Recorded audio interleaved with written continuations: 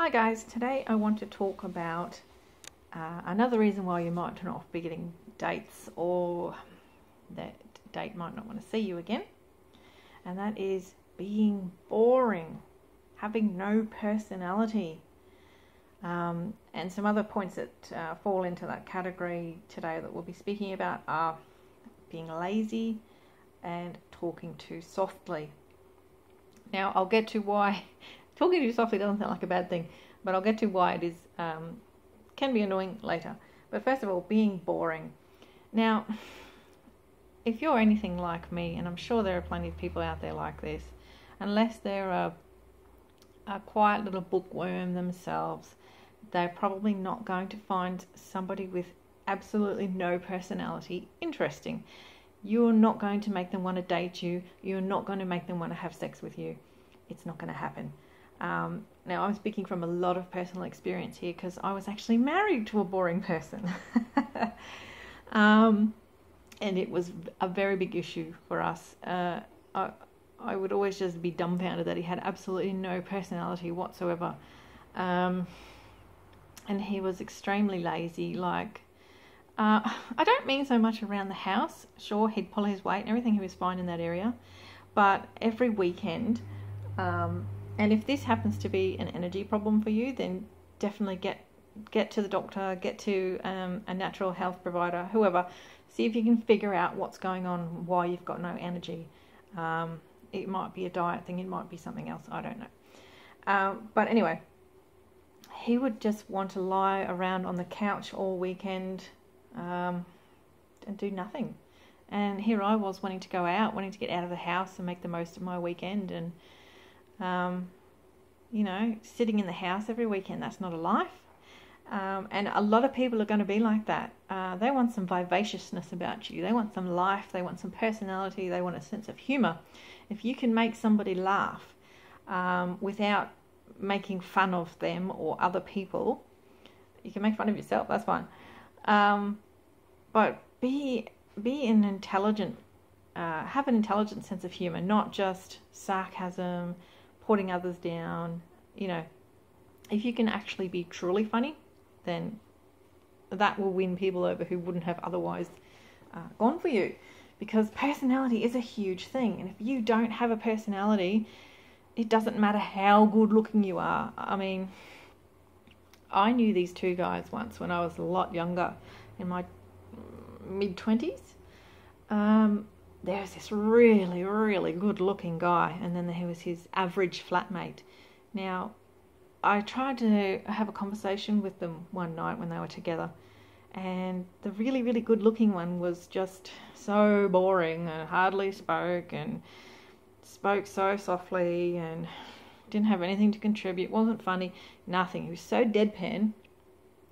And his average-looking flatmate was funny and vivacious and the life of the party. You don't have to be, the class clown or anything, but have some life and oomph and personality and vivaciousness about you. It is so, I can't tell you enough how attractive it is.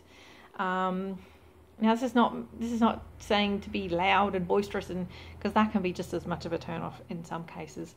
But, know where the time is appropriate to have some life about you, have the ability to go a bit silly sometimes. People want to have fun. They want to be entertained, but also know when to turn it off. If the person's tired or they've had a really long day at work or they're just in a chill-out mood, that's not the time to be carrying on silly. But when they're also in a vivacious mood, then definitely. If you can be a little bit silly, a lot of fun, have a good sense of humour, vivaciousness about you, you will be so attractive. So yeah, the flatmate, the average looking one who had the personality, had the vivaciousness, had the humour, could, good conversation, he had a good personality, you could talk to him, you could chat to him, you wouldn't run out of things to say. He became, within 20 minutes, became 10 times more attractive than the good-looking one. This is the power of personality. Average-looking people can grow on you and you can start to find them attractive.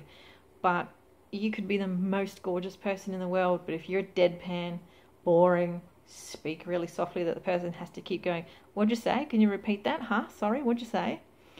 It's not going to get you anywhere. It might get you a one-night stand. That might be about it. If you want more, then you definitely have to work on your personality. Just touching a little bit more on the speaking too softly thing, because I know a lot of you are probably going, I don't see why that's a problem. Look, honestly, I know my ex-husband was one of these people, and I've had a couple of friends that are like this, and honestly, every second thing they say, you can't hear, you can't understand what they're saying, and it gets really, really annoying to have to continually ask them to repeat what they said, and I'm sure they find it annoying too. I don't know if you know what it's like when someone asks you to repeat everything, a second thing you said. It gets really annoying. And so in the end, you just sort of, half the time you sort of give up and you just, do a pretend laugh, like as if you actually heard them when you didn't. You have no idea what they're saying. So it really is annoying. And it's just as annoying as people who speak too loudly and you have to put your fingers up to your ears so they don't hurt your ears. So guys, take notice of how you talk. Even ask people who are going to give you honest responses if you speak too quietly or if you're too loud. Because this is something you need to know, and this is something that will turn dates off. If you're a little tiny meek mouse of a man, and it might be even the same as far as in the opposite genders, but speaking from a woman's perspective, I probably would not go for a man that spoke too softly especially after having been married to one. It sort of says in a way that you've got no confidence either. Like you're too afraid of anybody else hearing anything you've got to say because you might be criticised or judged, or it doesn't really say a lot about your self-confidence. Now, on the other hand, speaking too loudly can be just as bad, because that could also be an insecure thing where you feel like you have to be the centre of attention and all the rest of it. So you really need to monitor this and try and get somewhere in the middle. Like I said, ask people if you're one of the people that do this. But anyway, getting back to being boring. I don't know if you were a fan of The Bachelor. There was a season where Sean, this blonde guy, he was the Bachelor. And there was a blonde lady on there named Sarah. She was one of the contestants. Now, I might jog your memory by saying she was the lady that had one of her arms. She was born with one of her arms from the sort of just above the elbow down missing. So if that rings any bells, you know who I'm talking about. Now, she was lovely, wasn't she? She was so nice and so sweet. And she said to Sean when he, I think when he let her go, I always get this. Everyone who always says, you're so wonderful, you're going to find someone so special, you deserve blah, blah, blah. She says, but I hear this all the time. Nobody ever wants to be with me. But they all say how wonderful and nice I am. What's going on? Now, I could see this so easily and so clearly, but she didn't have a clue why people would always tell her she's so lovely, but they wouldn't want to date her. It was because she was boring. She had absolutely no spark and oomph and silliness and sense of humour or anything about her. She just relied on being lovely. And so, look, lovely's great in a friend. You'd love to have a friend like Sarah. But you don't want to have sex with lovely. You want to have sex with a combination of things. You want lovely, you want funny, you want personality, you want vivaciousness. You want it all. And if they're missing personality and it's just deadpan and boring and serious all the time, not much about that's going to make you want to sleep with them, is it? You're not going to be able to be passionate about that person. So, guys, I can't stress enough how much having a good personality, how far it will get you in life. It really will. And just touching again on the being lazy. If you're sitting around every weekend and you don't ever want to go anywhere or do anything, and your idea of dates is watching movies at home with the person, that can be great now and again, and it can actually be really quite good in the beginning, a little bit more often too, because you might be at the stage where you're just starting to make out with the person, and make out sessions are fun at that time or whatever. But it's really going to grow old very quickly. And nobody wants to just go to someone's house and sit there all the time. Most people want to get out in the world and do things. So now I'm not saying you have to have hobbies and all the rest of it, because sometimes they can even get in the way of relationships, and I'll touch on that in another video.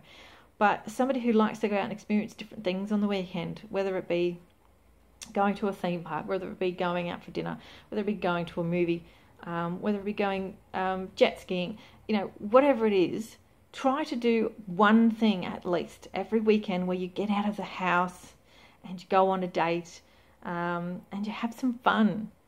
Because no person, except for the odd person who's a bookworm and a homebody and an introvert, they don't want to be sitting around in the house every weekend, whether that's your house or their house or the both of you. Like, even when you're in a relationship, that was one of the things that drove me crazy about my ex-husband, is that every weekend it was just, no, let's just sit in the house. Not what I wanted to do. I'm now with somebody who is happy to get out every single weekend, and that's great. So, just to recap, being boring but being lovely is not going to get you dates. So if you go on that first date and you're lovely, they may give you a second date. And I've done this before. I went on a date with a guy and he was boring, but he was good looking and he came across as nice. So I gave him a second and a third date. But had he not come out of his shell and shown me his personality and shown me some oomph about him and some vivaciousness, I would have stopped dating him, because there was just nothing there. There was no chemistry, there was nothing attracting me, because he was really so deadpan and dead boring. So guys, I don't know what to advise you on how to overcome this, how to stop being boring. If this is just your personality, then please do not go for vivacious people, because my ex-husband went for me because I was vivacious, and he thought I could bring him out of his shell and all the rest of it, but all it did was drag me down. So please, if you can't change the boring, if you can't get a personality, if you can't get a sense of humour, all the rest of it, don't go for those who have it. It's not going to work. Go for those who are the same as you. Go for the introverts. Go for the bookworms. You really need to be with someone who is a match, because if you're not a match, the chances of it working out are much, much slimmer. So anyway, I hope that's sort of maybe set off a few bells in some people's heads about perhaps why people are not dating them or going on a second date with them. So I really hope it works out for you and you find the right person for you.